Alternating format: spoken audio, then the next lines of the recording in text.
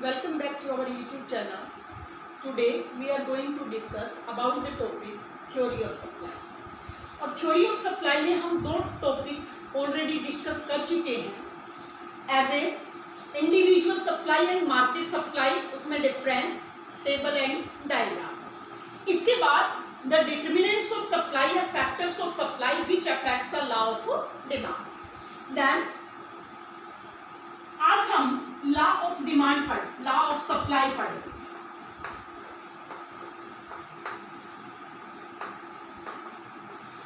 Law of supply define it with the help of table and diagram. Then what do you mean by the law of supply? Law of supply में हम सबसे पहले क्या लिखते हैं? Other things remaining the same, other things remaining the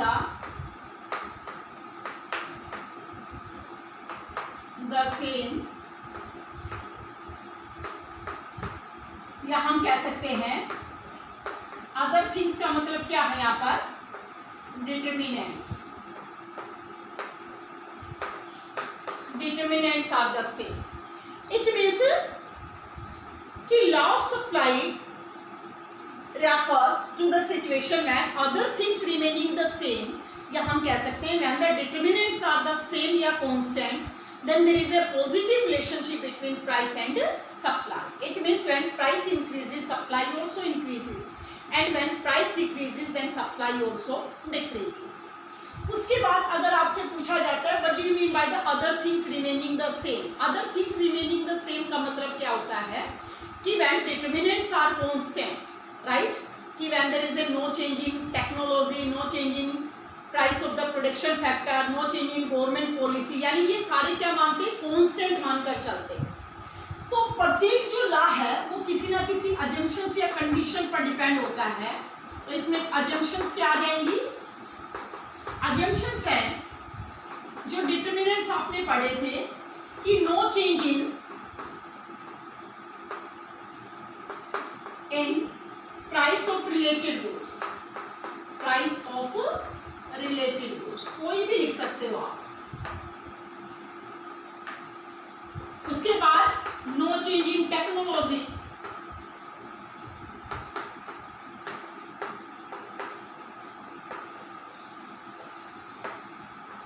next no change in price of production factor,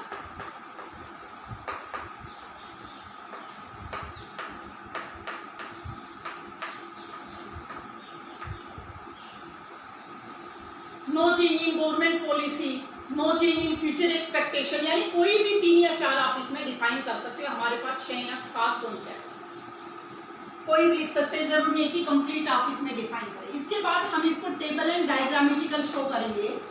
we also know that price and supply are positively related. Quantity supply मान लो 10 and 20, दो कॉन्सेप्ट लेकर चल सकते हैं कि price 1 rupees है तो ये रुपीज में, और ये किस में होती है? यूनिट्स में। यानी जब कीमत 1 रुपये है तो यानी जो प्रोड्यूसर्स है वो 10 यूनिट्स प्रोड्यूस करता है, और जब 2 रुपये है तो वो 20 यूनिट्स प्रोड्यूस करता है। तो इट मीन्स जैसे जैसे प्राइस बढ़ती जाएगी सप्लाई भी इंक्रीज होती जाएगी, क्योंकि प्रोड्यूसर को प्रॉफिट अर्न होगा। इसी को हम डायग्रामेटिकल शो कर सकते हैं, X axis and Y axis. यहाँ पर हम शो करेंगे प्राइस और यहाँ पर क्वांटिटी, हॉरिजॉन्टल एक्सिस। ये हमारे पास सप्लाई कर्व है,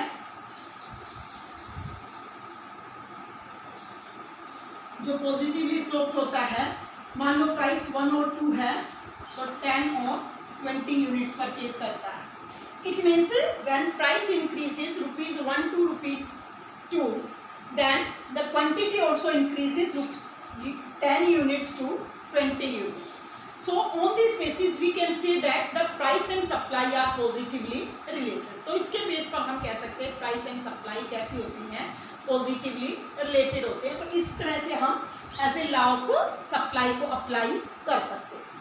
इसके बाद इसमें नेक्स्ट जो कॉन्सेप्ट आता है, नेक्स्ट हमारे पास कॉन्सेप्ट है as a differentiate between the change in supply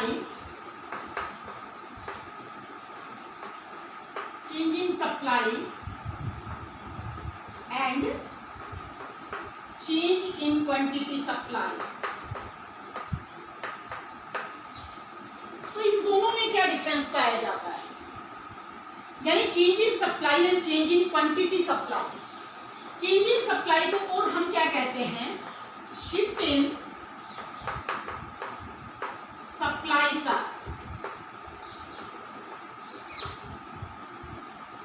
और इसको क्या कहते हैं, और इसको हम कहते हैं मूवमेंट अलोंग ए सप्लाई का।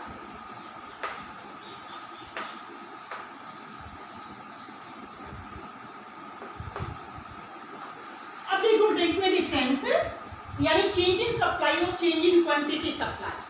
अब हमें ये पता होना चाहिए कि कोई भी सप्लाई कर्व में शिफ्टिंग कब होती है, यानी शिफ्टिंग जब उनके डिटर्मिनेंट्स चेंज होते हैं तब शिफ्टिंग होते हैं, क्योंकि प्राइस उसमें क्या रहते हैं, कांस्टेंट होती है। और मूवमेंट कब होता है, जब प्राइस में चेंज होता है और डिटर्मिनेंट्स कांस्टेंट होते हैं। यानी we can also say that the change in quantity supply is the same as the law of supply, क्योंकि हम कह सकते हैं कि जो चेंज इन क्वांटिटी सप्लाई है वो सेम कॉन्सेप्ट है जो law of supply. Law of supply क्या, कि when other things remaining the same, when price change there is a supply also changed, यानी price and supply are positively related। तो यानी कोई भी डिफरेंस हम करेंगे वो हमेशा बेसिस के आधार पर आपको करना है। जैसे सबसे पहले हम इसका मीनिंग डिफाइन कर सकते हैं, चेंज इन सप्लाई या शिफ्ट इन सप्लाई का, इसके अदर नेम के रूप में ये भी लिख सकते हैं कि इसको शिफ्ट इन सप्लाई कर, इसको मूवमेंट अलोंग ए सप्लाई कर कहा जाता है। अब देखो बेटा, जैसे change in supply refers a situation when supply change due to change in determinants other than the price, right. और ये change in quantity supply refers a situation when supply change due to a change in price other than the determinants. तो अगला अब इसमें price का concept दे सकते हैं, इसमें प्राइस क्या रहती है, कांस्टेंट फैक्टर रहता है। इसमें प्राइस कांस्टेंट होती है और ये चेंजेबल होता है। इसके बाद डिटरमिनेंट्स, इसमें डिटरमिनेंट्स क्या रहते हैं, चेंजेबल, और इसमें डिटरमिनेंट्स क्या रहते हैं, कांस्टेंट। इसी प्रकार से टाइप्स, यानी ये दो प्रकार का होता है चेंज इन सप्लाई। पहला इंक्रीज इन सप्लाई और दूसरा है decrease in supply.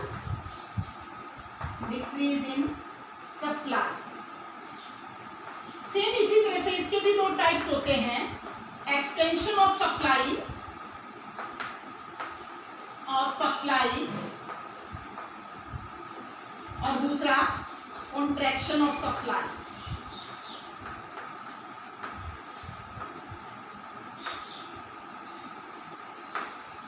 Extension of supply का जो दूसरा नाम है वो क्या कहते हैं हम इसको, यानी इंक्रीज इन क्वांटिटी सप्लाई।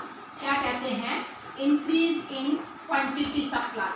और कॉन्ट्रैक्शन ऑफ सप्लाई को कहते हैं डिक्रीज इन क्वांटिटी सप्लाई, यानी इसके अदर नेम है, ये ध्यान रखना है क्योंकि दोनों तरह से आ सकता है। तो इनमें भी डिफरेंस आ सकता है कि differentiate between the increase in supply और एक्सटेंशन ऑफ सप्लाई, या डिक्रीज इन सप्लाई या डिक्रीज इन क्वांटिटी सप्लाई में डिफरेंस। इसी प्रकार से हम इसको डायग्रामेटिकल भी शो कर सकते हैं। डायग्राम के द्वारा कैसे शो करेंगे, यानी इसके बाद इसको डायग्रामेटिकल शो किया जा सकता है डिफरेंसेस में, क्योंकि इसमें जो सप्लाई कर्व है वो शिफ्ट होता है और इसमें मूवमेंट होता है। जैसे X axis and Y axis, vertical axis पर प्राइस और हॉरिजॉन्टल एक्सिस पर क्वांटिटी शो करें। ये हमारे पास सप्लाई कर्व है, इसमें प्राइस क्या रहेगी, constant. If the supply of the increase, supply of the quantities increase, then supply का शिफ्ट राइट। अगर सप्लाई इंक्रीज होगी तो जो राइटवर्ड शिफ्ट होगा ये क्या कहलाएगी, increase in supply, increase in supply. और सप्लाई डिक्रीज होगी तो ये क्या कहलाएगी, तो सप्लाई का लेफ्टवर्ड शिफ्ट हो जाएगा, इसको हम क्या कहते हैं, डिक्रीज इन सप्लाई, राइट। इसके बाद इसी तरह से हम एक्सटेंशन और कॉन्ट्रैक्शन यानी मूवमेंट अलोंग सप्लाई का, जैसे यहां पर price Y axis, X axis quantity,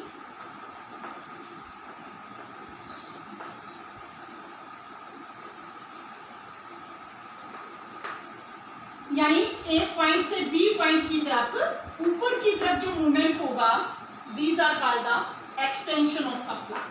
तो एक्सटेंशन ऑफ सप्लाई किसे कहेंगे, extension of supply. If the movement along the supply curve is downward, यानी बी से ए की तरफ जो मूवमेंट होगा उसको हम क्या कहेंगे, कॉन्ट्रैक्शन कहलाएगा। यानी एक्सटेंशन ऑफ सप्लाई क्या होता है कि when other things remaining the same, कि when price increase then supply also increase, these are called the extension of supply। और इसका उल्टा other things remaining the same, when price decreases then supply also decreases, these are called the contraction of supply। तो इस तरह से ये सारे concept हैं, इसमें चेंज इन सप्लाई और चेंज इन क्वांटिटी सप्लाई में डिफरेंस शो कर सकते हैं, इन दोनों के टाइप्स में डिफरेंस शो कर सकते हैं। तो ये सारे कॉन्सेप्ट थे इसमें theory of supply. So that's all for today. For the further classes, please connect our YouTube channel. Thanks and have a nice day.